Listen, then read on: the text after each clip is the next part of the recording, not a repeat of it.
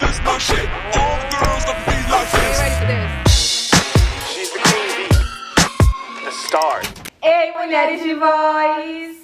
Ai, finalmente estamos aqui de novo para quê? Para contar uma história, para fazer aquela famosa fofoquinha. E mais do que isso, também estamos aqui para ouvir histórias de outras mulheres que nós nos identificamos, mas também nos reconhecemos nas nossas diferenças. E, para já dar um spoiler, essa história realmente me mobilizou, assim. Mexeu com coisas pessoais minhas. Eu também não tô muito diferente da Bia, já vocês vão entender o porquê que mexeu tanto com a gente, mas eu acho que também vai mexer com outras mulheres. Sim. Então, essa é a nossa convidada De voz! Oi, gente, eu sou a Bruna Takamoto, tenho 25 anos, sou formada em jornalismo, moro aqui em Londrina, norte do Paraná, sou nipo-brasileira, quarta geração de todos os lados, tanto paterno quanto materno, e crio conteúdos pro Instagram e pro TikTok. Hoje eu queria compartilhar com vocês um pouquinho da minha história, de como eu me entendi como amarela aqui no Brasil. Então corta para mais uma história de voz. A história da Bruna começa lá atrás, bem na fase da adolescência. Eu não sei vocês, mas a adolescência já é um período meio complicado. É uma fase que a gente está se descobrindo nosso corpo, descobrindo nossas amizades, descobrindo os nossos pensamentos. E para a Bruna não foi diferente. Porém, além da fase de descoberta que a adolescência já tem, ela era uma mulher nipo-brasileira. E eu acho que é muito complicado esse momento, talvez vocês se identifiquem em cada uma de uma forma muito particular, mas ela teve que ouvir muitos comentários desagradáveis e então podemos chamar de xenofóbicos, sim, racistas, sim, na época da sua adolescência, por conta de vários traços que são nipo-brasileiros. E acho que a gente sabe muito bem como que foi viver isso, sim. Eu tenho até umas histórias, eu consigo pensar em vários nomes que as pessoas me chamavam. Eu também. Várias coisas que as pessoas questionavam, duvidavam, piadas, que na verdade a gente às vezes nem sabia que machucava dessa forma, né? E eu acho que também, pra quem não sabe, uma mulher nipo-brasileira, acho que é importante a gente explicar isso também, é uma mulher que é brasileira, mas também tem descendência oriental. No caso, descendência japonesa, que é o caso meu, da Bianca e da Bruna. Eu sou da terceira geração, qual é a tua? Da terceira também.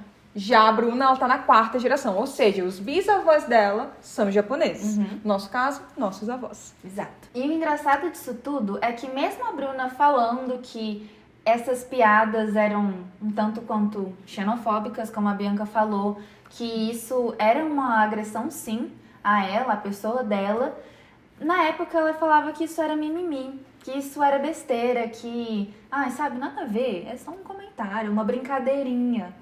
Mas quantas de nós mulheres já escutamos isso também de outras formas, que os nossos sentimentos eram dramas, brincadeiras, TPM, e isso não foi diferente com a Bruna. E por muito tempo esse silenciamento dela aconteceu.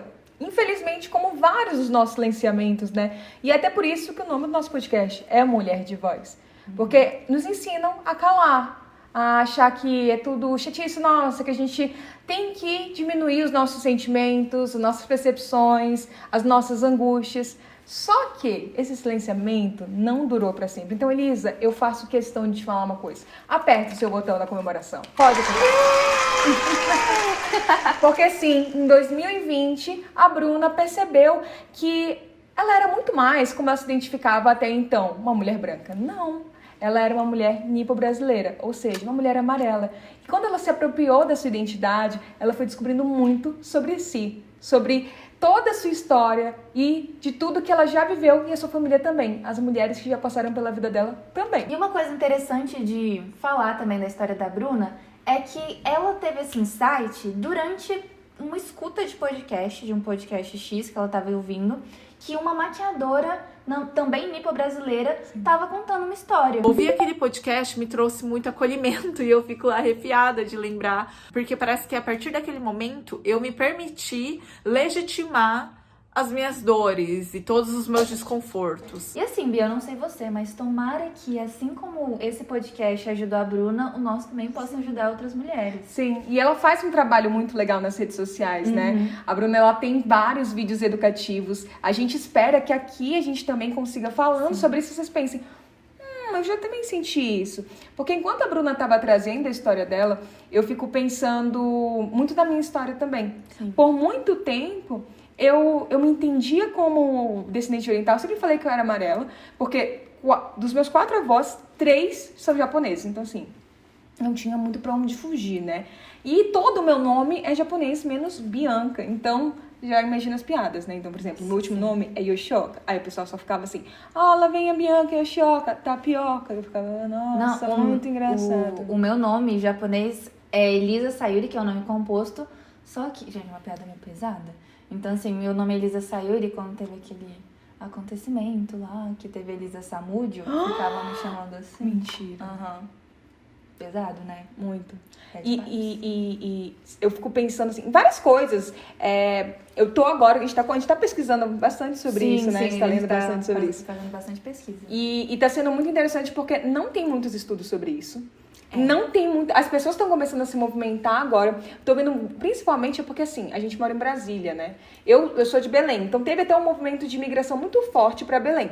Mas grande parte da migração é lá em São Paulo. Eu tô vendo já um grupo de mulheres feministas com descendência oriental se reunindo, tá sendo bem legal isso. Mas a gente vê poucas pesquisas, poucas pessoas debatendo sobre o assunto. Tem uma atriz, eu esqueci agora o nome dela, mas vou colocar aqui o arroba dela. Coloca o arroba dela aqui. Dela aqui, quem estiver só escutando, vai no YouTube. Vai no Olha YouTube. só. Vai no YouTube ver Porque qual é agora o arroba. estamos no YouTube. Mas ela tava falando o quanto que tá sendo... Foi difícil pra ela, porque ela não era vista como uma atriz. Ela não era vista como mulher. Ela era vista como japonesa. Então ela só é aceita em papéis que tem um papel de japonesa. Então é muito, muito violento tudo isso. E eu lembro que quando eu era adolescente e criança, minha família queria que eu aprendesse japonês. Porque a minha bisavó, com quem eu cresci junto, eu cresci com a minha avó e com a minha bisavó. Minha bisavó, com o tempo, por conta da idade e tudo mais, ela foi esquecendo as palavras em português, então ela só sabia falar japonês. E minha família me incentivava a aprender japonês. E só hoje, na vida adulta, eu fui entender o porquê eu não queria aprender japonês. Porque eu lembro que quando eu era criança, todo mundo fala assim, fala uma palavra em japonês. Tipo assim, como se eu fosse um Google Tradutor. Fala uma palavra Como em japonês. é que é isso em japonês? Meu amor, eu sei tanto quanto você. E aí eu vi que era uma coisa tipo de, não sei, não é meu. Era muito interessante isso, assim. E hoje eu percebo, poxa, por que não? Né? Sim. Bom, mas voltando na história da Bruna.